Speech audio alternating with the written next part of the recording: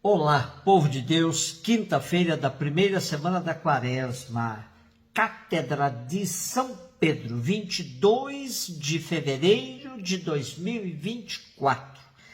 A nossa reflexão de hoje é a partir de primeira carta de Pedro, capítulo 5, de 1 a 4, e Mateus 16, de 13 a 19. Caríssimos, exorto aos presbíteros que estão entre vós, eu, presbítero como eles, testemunha dos sofrimentos de Cristo e participante da glória que será revelada. Sede pastores do rebanho de Deus confiado a vós. Cuidai dele não por coação, mas de coração generoso, não por torpe ganância, mas livremente, não como dominadores daqueles que vos foram confiados, mas antes como modelos do rebanho.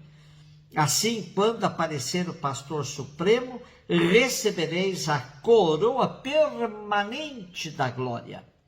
No início desta carta atribuída a Pedro, aparece que ela se dirige às comunidades da Ásia Menor para os cristãos da diáspora por onde Paulo já tinha passado: Ponto, Galácia, Capadócia, Ásia e Bitínia.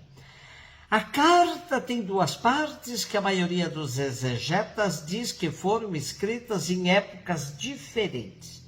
Mas, no geral, podemos localizar o texto no contexto do final do primeiro século. Portanto, não pode ser de autoria de Pedro apóstolo, mas sim de um dos seus seguidores. Lendo a saudação do final da carta, temos a indicação de dois discípulos do apóstolo como possíveis autores: Silvano e Marcos. Temos hoje uma exortação que identifica Pedro como ancião, pois a palavra presbítero significa exatamente isso.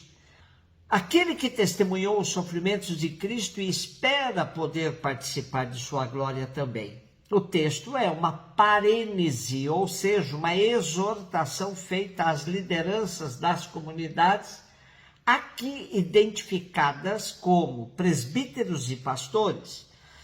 Essas recomendações aos pastores líderes das comunidades são de uma atualidade imensa. Serve de exame de consciência para todos os que exercem algum cargo de liderança nas comunidades, desde o Papa até o coordenador ou coordenadora de algum dos nossos grupos pastorais ou de movimentos. O anseio pelo dinheiro ou pelo poder são inimigos de um bom exercício de liderança na igreja.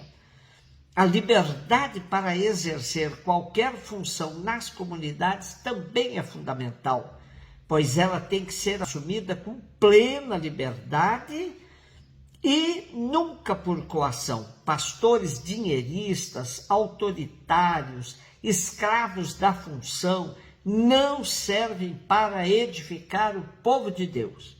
O modelo para todos é o verdadeiro pastor de todos nós, nosso Senhor Jesus Cristo.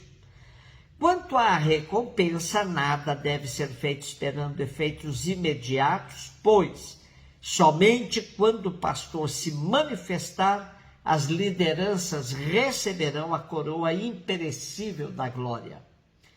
Mateus 16, 13, 19. Jesus foi à região de Cesareia de Filipe e ali perguntou aos seus discípulos: quem dizem os homens ser o Filho do Homem?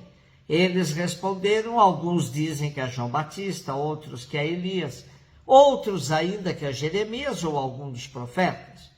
Então Jesus lhes perguntou: e vós, quem dizeis que eu sou?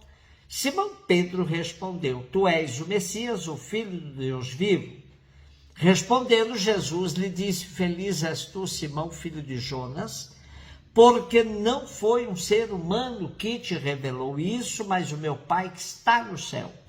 Por isso eu te digo que tu és Pedro, e sobre esta pedra construirei a minha igreja, e o poder do inferno nunca poderá vencê-la. Eu te darei as chaves do reino dos céus. Tudo o que ligares na terra será ligado nos céus. Tudo o que tu desligares na terra será desligado nos céus. Nosso personagem protagonista hoje é Simão Pedro, nascido em Cafarnaum e pescador de profissão. Nestas condições se deu o encontro com Jesus de Nazaré. encontro que provocou uma virada fundamental em sua vida. Essa experiência decisiva com Jesus o fez deixar o trabalho, a casa, a família, para assumir o seguimento do Senhor. Os evangelhos nos revelam Pedro como um homem de personalidade simples, espontânea e às vezes até ingênua. Foi escolhido por Jesus como primeiro no grupo dos 12. A festa que hoje celebramos destaca sua missão de mestre e de pastor. Por isso a chamamos de Cátedra de Pedro, missão conferida a Pedro por Cristo. De Simão passa a ser Pedro, de Pedro a ser pedra, como uma metáfora em relação à edificação da igreja. Antes da profissão de fé de Pedro, Jesus tinha perguntado aos discípulos o que o povo andava dizendo sobre ele. Pela resposta dos discípulos, fica claro que o povo ainda não reconhecia em Jesus o verdadeiro Messias, o Filho de Deus. Mas o que mais interessava a Jesus era mesmo saber o que os seus discípulos tinham entendido ser ele. Pergunta-lhes: e vós, quem dizeis que eu sou? Ora, por diversas vezes os discípulos também tinham titubeado, tinham se manifestado como quem não havia entendido bem as ações de Jesus. Por isso, essa pergunta direta e a queima-roupa tinha muito sentido. E aqui é a ocasião para Pedro fazer a sua profissão de fé, respondendo em nome dos 12. Tu és o Messias, o Filho de Deus vivo. E esse testemunho de Pedro é central na continuidade do grupo dos discípulos, de acordo com o Evangelho de Mateus. Jesus reconhece a grandeza do testemunho de Pedro e diz: és feliz, Simão, filho de Jonas, porque não foi um ser humano que te revelou isso, mas o meu Pai que está no céu. Por isso eu te digo que tu és Pedro, sobre esta pedra edificarei minha igreja, e o poder do inferno nunca poderá vencê-la. Dar-te-ei as chaves do reino do céu, tudo que ligares na terra ficará ligado nos céus, tudo que desligares na terra será desligado nos céus.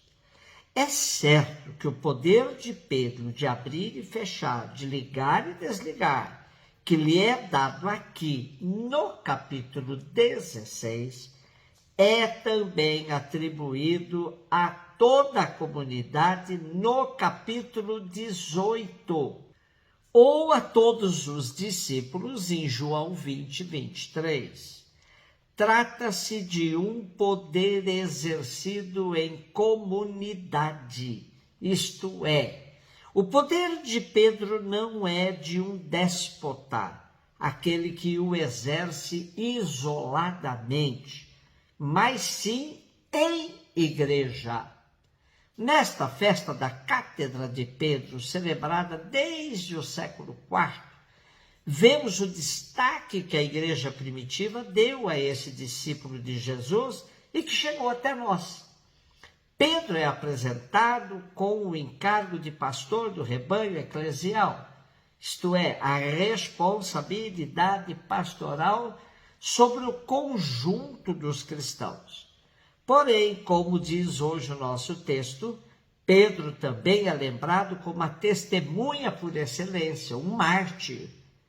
Eu que sou testemunha dos sofrimentos do Cristo, diz Pedro. Testemunha, em grego, é mártir. Um beijo no seu coração.